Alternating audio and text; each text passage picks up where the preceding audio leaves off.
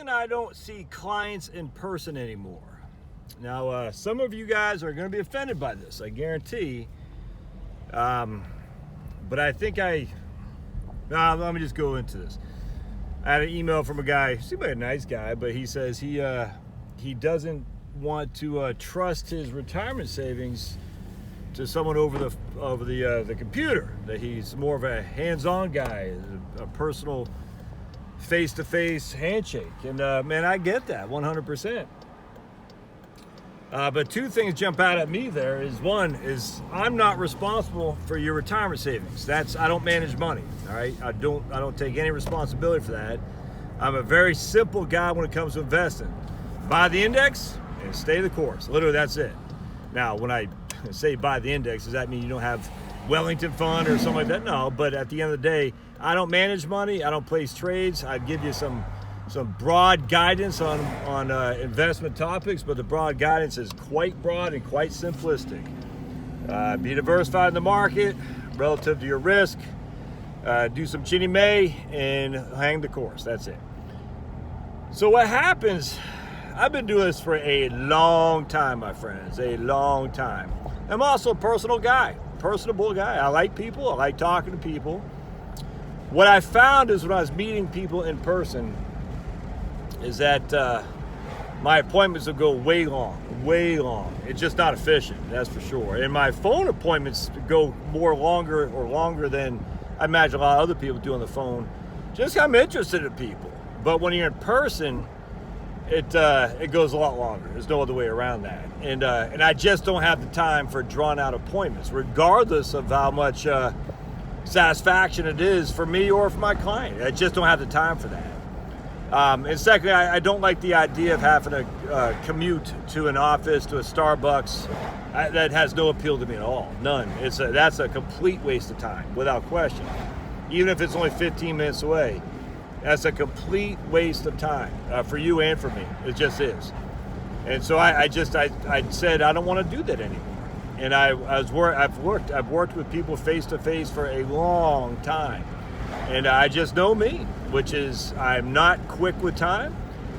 It's a verbiose or whatever, and I ask a lot of questions, which means I get to know you pretty well. And those appointments go long, is all there is to it, and I just simply don't have the time for that anymore. On the phone, the appointments go long, to say an hour and a half, when normally it'd be an hour or something like that. That's fine, because there's no commuting time. And a lot of times I'll have old Pablo who let me know it's time to hang up, if that makes sense. And sometimes the appointments don't go an hour and a half. Sometimes they go 45 minutes. It depends on what the client is. I have some more verbose clients and I have some less verbose. I hope that's the right word. But I just know me. And I know I hate the commute. I hate having to get in my monkey suit. And you don't need to be, I get that. The monkey suit is I have to shower, SSS, poop, shower, and shave before I have an appointment with somebody, get presentable, and drive. That has no appeal to me at all, none. And so I decided it's not efficient use of my time, and I'm not going to do that anymore. There are lots of people who do. In fact, the vast majority of my business still does. In fact, it's interesting because there's I'm part of, I forgot what Tom Dixon, and I can't remember what the group is called, but he does, I like this guy. He does a lot of financial planning webinars and training and stuff where you get CE, continuing ed credit, and I paid $9 a month for it. Initially, I wasn't going to do it, but I went into a couple of his webinars, and I found it to be very, very informative. I forgot, Advisor Insights? I don't think that's what it was. Yeah, Tom Dixon, though. If you type in Tom Dixon Financial Advisor, you'll probably find his stuff. And it's fantastic. Anyway, one of his recent things is doing how to engage with people via Zoom or via WebEx or something like that.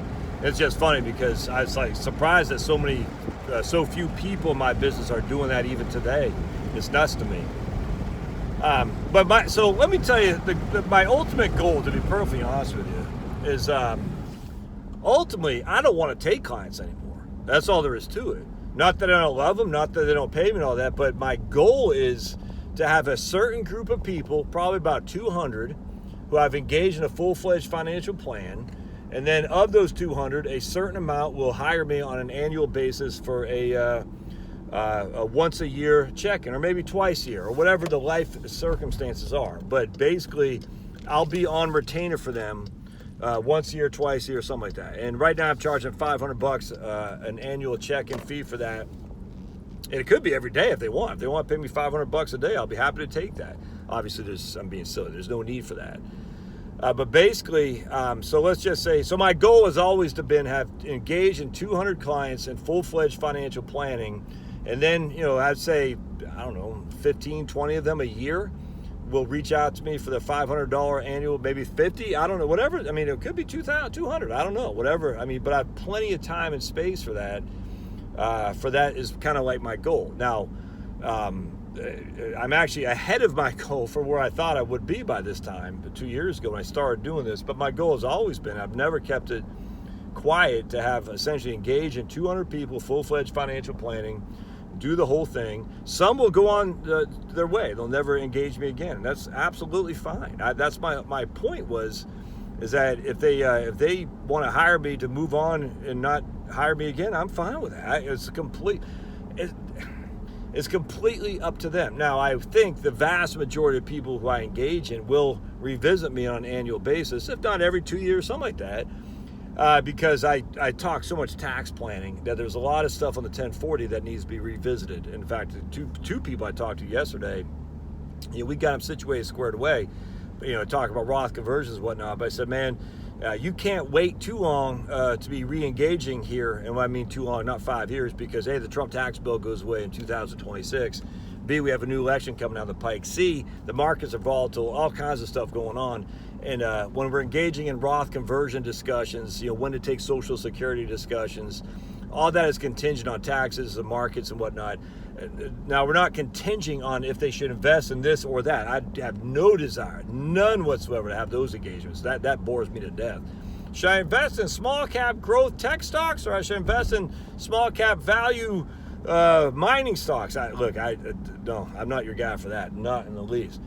So for me, I was like, I don't want to engage in that kind of stuff. So again, I'm being facetious here. You buy the index, be done with it.